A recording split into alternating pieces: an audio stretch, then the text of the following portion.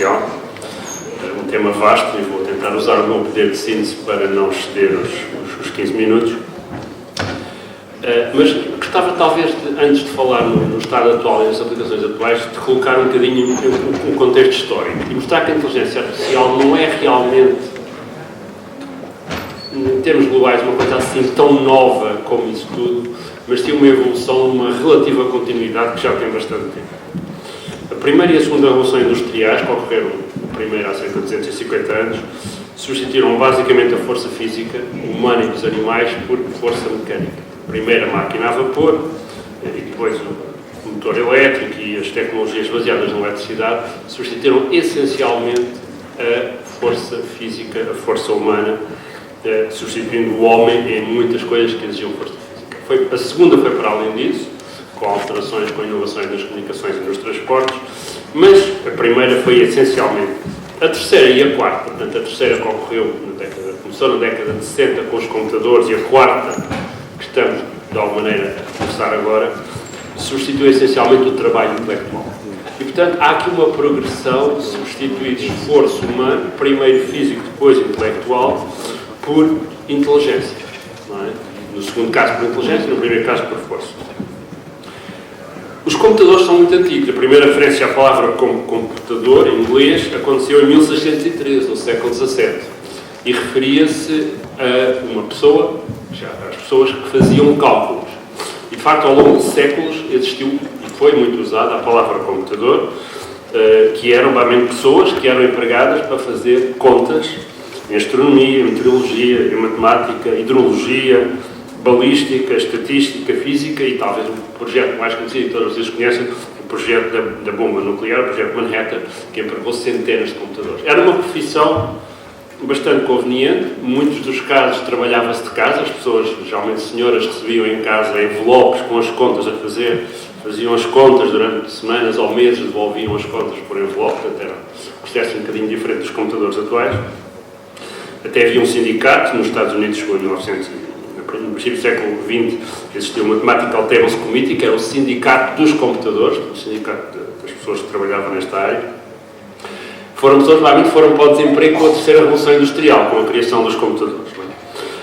E os computadores, de facto, se pensarem, o computador em si já é inteligência artificial, porque já substitui trabalho que exige inteligência se for feito por seres humanos. No caso particular, contas de somar e de subtrair foram muito usados, obviamente, em contabilidade, mas também em ciência, na área militar, etc. E, portanto, se pensarmos em termos muito abrangentes, a inteligência artificial tem pelo menos 70 anos, com o aparecimento em 1945 do primeiro computador digital, do ENIAC.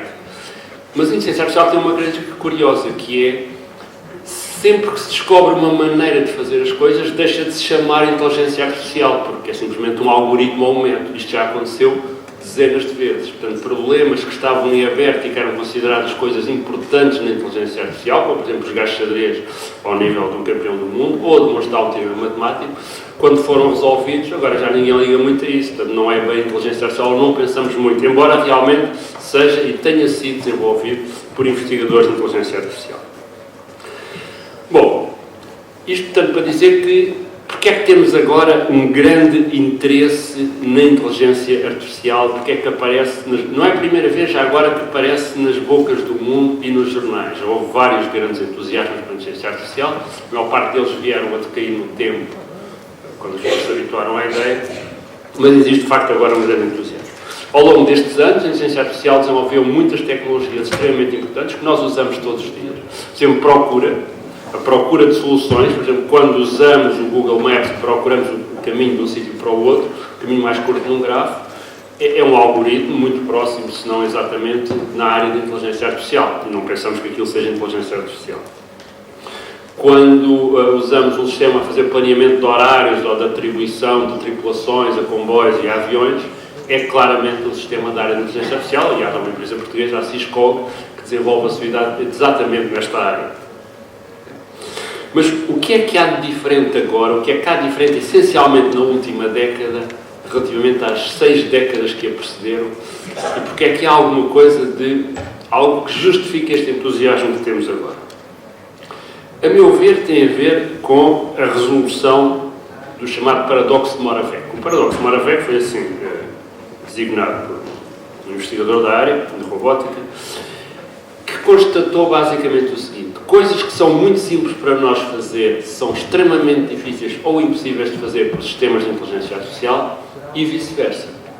Por exemplo, demonstrar teoremas matemáticos, demonstrar os teoremas do princípio da matemática do Bertrand Russell, é uma coisa que, para aqueles de vocês com uma matemática um bocadinho mais enferrujada, seguramente queriam patinar. Portanto, não era muito fácil pegarem num teorema do Russell, os teoremas básicos de matemática e demonstrá-los. Os computadores fazem isso com grande facilidade em geral, e provavelmente todos os teoremas do princípio da matemática neste momento são demonstráveis por computador, e muitos que não estão lá. Jogar xadrez ao nível de campeão do mundo está seguramente fora do alcance de qualquer pessoa nesta sala, mas qualquer computador, por mais barato que seja, faz isso com grande facilidade. Fazer matemática relativamente avançada, calcular integrais analiticamente, coisas desse tipo, também neste momento é execuível por máquinas. Portanto, são coisas que para nós são complicadas, mas curiosamente são relativamente fáceis de fazer por computador. Em compensação, reconhecer a face de uma pessoa e saber quem é essa pessoa, okay? Ou reconhecer algo que uma pessoa disse e qual é a frase que a pessoa disse, é extremamente fácil para nós. Aliás, qualquer criança faz isso, mas até há muito pouco tempo não conseguimos fazer isso com a inteligência artificial. Estava completamente fora do alcance do sistema de inteligência artificial no princípio deste milénio reconhecer faces na multidão e dizer quem eram essas faces. Ou até reconhecer um cão numa imagem ou reconhecer um objeto numa imagem. Muito menos fazer a descrição do que é que está numa fotografia ou numa frame de vídeo. E, portanto, isto aqui colocava uma grande dificuldade, que é muitas aplicações que exigem inteligência humana exigem, de facto, a capacidade de resolver estas coisas. Por exemplo, vigilância. Vigilância é uma coisa relativamente simples de fazer. Basta olhar para uma câmara de vídeo e detectar se alguém que não devia estar num sítio está lá. Mas era impossível fazer com a inteligência artificial até há 10 anos atrás. Neste momento é possível fazer. Porquê? Bom, basicamente, eu não gostaria de chamar uma revolução, mas posso usar o termo que é o termo que tem sido usado, mas não é realmente uma revolução, é uma evolução. É uma técnica chamada Deep Learning, que é a evolução de uma técnica relativamente antiga, de computação simbólica baseada em redes neuronais, mas com o aumento da capacidade da computação, com os grandes volumes de dados, como foi aqui referido pelo Sr. Secretário de Estado, e pela melhoria dos algoritmos e das arquiteturas, neste momento conseguimos de facto fazer isso. Conseguimos fazer muitas coisas que até agora eram simples para nós, mas impossíveis para um sistema de inteligência artificial. É isto que se chama Deep Learning.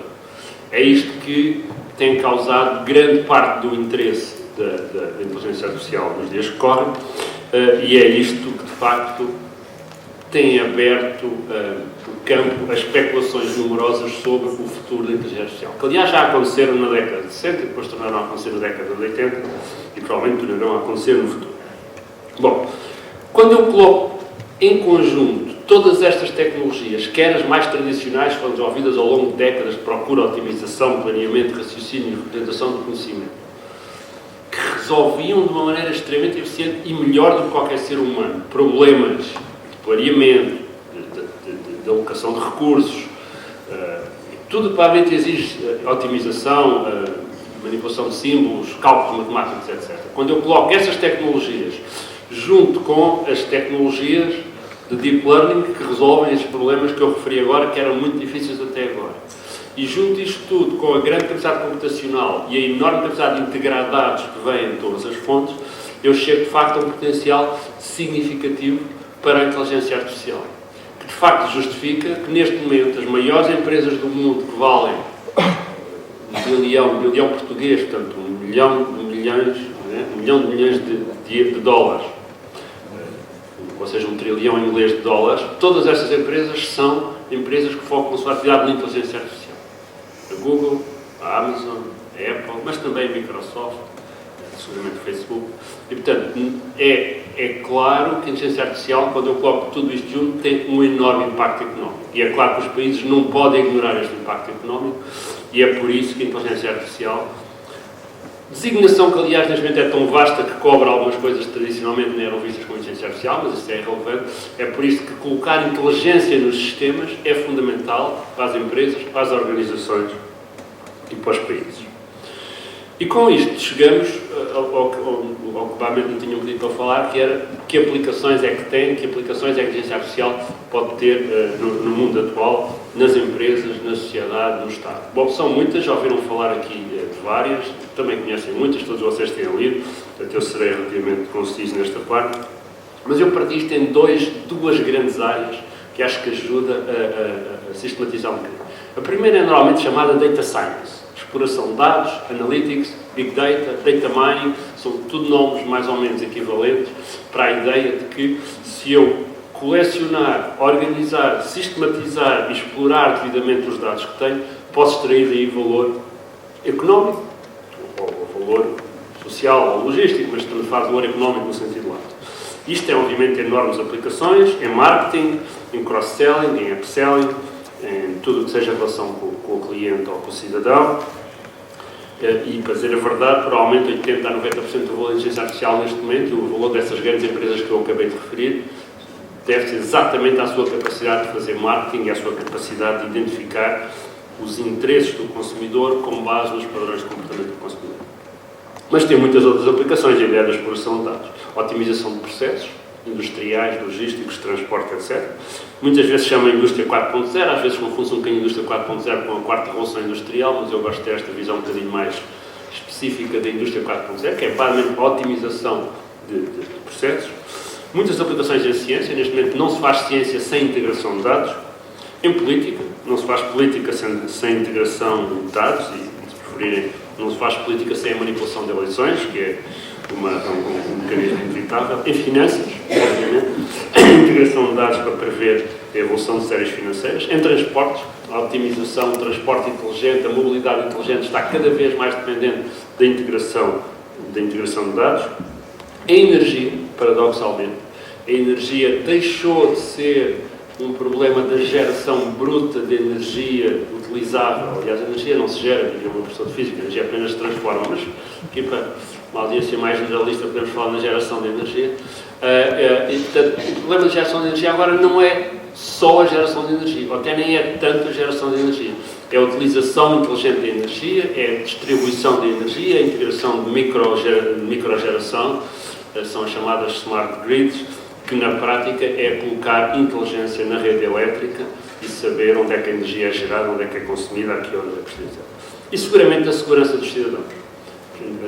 A integração de dados é fundamental para garantir a segurança dos cidadãos e da sociedade num mundo que continua, apesar de melhorar progressivamente, num mundo que continua relativamente inseguro e onde há muitos problemas com extremistas.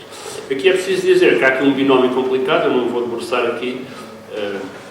Ontem estávamos a discutir num grupo de trabalho como é que devíamos chamar o workshop de isto, e eu sugeri segurança ou privacidade, porque realmente ter as duas coisas é que não vai ser assim tão fácil, porque ou temos segurança e aceitamos que os sistemas integram os dados e garantem a segurança dos cidadãos e das sociedades, ou temos privacidade e cada um pode fazer o que quiser sem ser monitorizado por esses sistemas. Ter as duas coisas é que vai ser um bocadinho mais difícil, mas será seguramente o nosso objetivo ter tanto quanto possível das duas, sem ir demasiado numa direção única. Pronto. Isto é toda a área de Data Science, ciência de dados. A segunda grande área é a substituição de funções humanas. Também tem algo que não é tanto ciência de dados, no sentido em que muitas destas coisas que eu referi nunca foram feitas por seres humanos. Sempre foram feitas por máquinas, não é?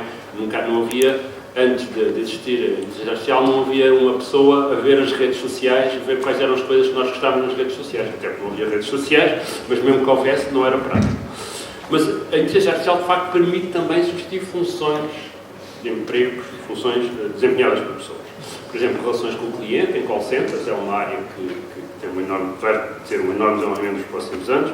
A condução de veículos, tenho ouvido falar muito, provavelmente vai ser um bocadinho mais lento do que se espera nas perspectivas mais otimistas, mas parece-me relativamente inevitável que nas próximas décadas venhamos a ter veículos total ou parcialmente autónomos.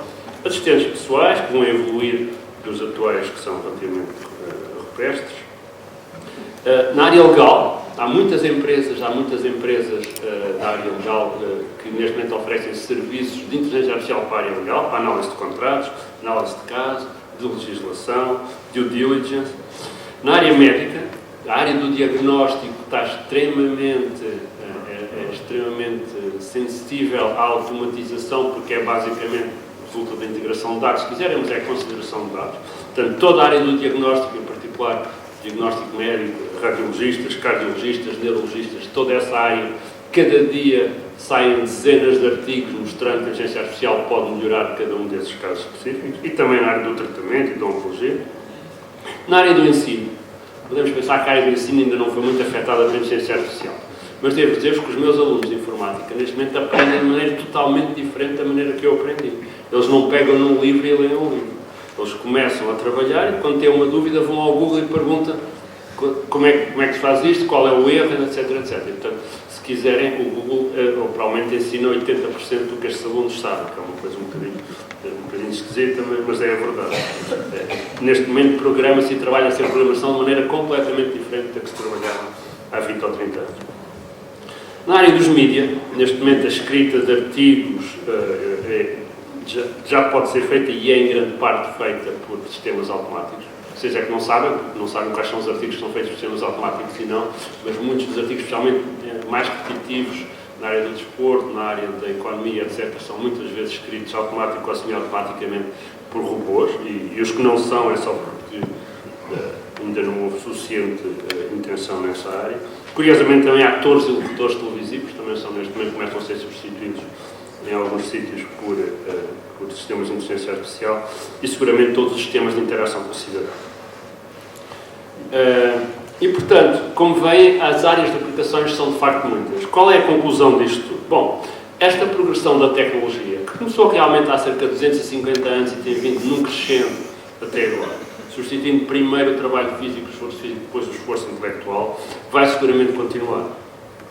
E esta progressão vai fazer subir o nível de competências que são necessárias para cada pessoa ser útil na sociedade. Isto já aconteceu há 250 anos, quando se introduziu a máquina a vapor. Na altura havia os luditas que só opunham a ideia da automação porque ia destruir os empregos. E, de facto, destruiu muitos empregos. Criou foi muito mais e melhor. É muito provável que a nova revolução que estamos a assistir, aliás, que estamos a assistir já há décadas e que se continua, também vai ter o mesmo efeito de criar, vai seguramente criar muitos novos empregos, vai seguramente destruir muitos empregos, isto é uma conclusão mais ou menos indiscutível. A dúvida é se cria mais ou se cria menos do que os destrói, que é uma boa pergunta. A pergunta nem sequer está bem colocada, porque os que cria e os que destrói depende das capacidades das pessoas para executarem esses empregos, da criatividade das pessoas, portanto, a pergunta nem sequer é bem colocada, a pergunta é muito mais complicada do que isso.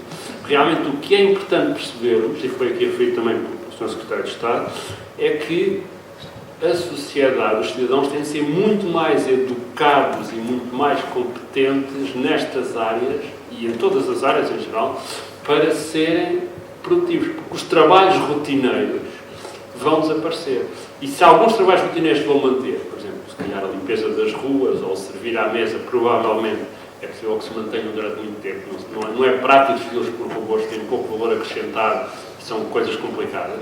Mas há muitos empregos na área, na faixa intermédia, que vão ser em grande parte automatizados. Os bancos têm muito menos gente agora do que quando havia um caixa em cada balcão. Os seguros têm muito menos gente agora do que quando havia, que a única maneira de adquirir agentes de seguros. As agências de viagens têm muito menos gente agora do que quando era necessário uma pessoa para nos vender viagens. Portanto, essa progressiva automatização vai seguramente aumentar a barreira que é preciso a cidadão ser útil e ter uma posição e um emprego bem remunerado. E, portanto, temos aqui uma enorme responsabilidade do sistema educativo, da política nacional de educação, que deve educar. Não quer dizer que tenhamos de educar as pessoas em inteligência artificial desde a primeira classe, nem em machine learning, embora eu acho que isso fosse uma boa ideia, mas estou a brincar um bocadinho, mas temos de criar nas pessoas as competências para fazerem funções e para desempenharem empregos que não são repetitivos e que têm um valor acrescentado significativo e que não são facilmente automatizados. E, portanto, deixávamos com este comentário e também com a nota que, apesar destes grandes avanços na inteligência artificial, década após década ocorreram, continuamos ainda muito longe e nem sabemos se alguma vez lá chegaremos a sistemas que têm a flexibilidade e capacidade quase infinita de adaptação do cérebro humano. O que significa que, no que respeita às nossas atividades mais criativas, às nossas atividades mais interessantes, as máquinas não nos vão substituir tão cedo.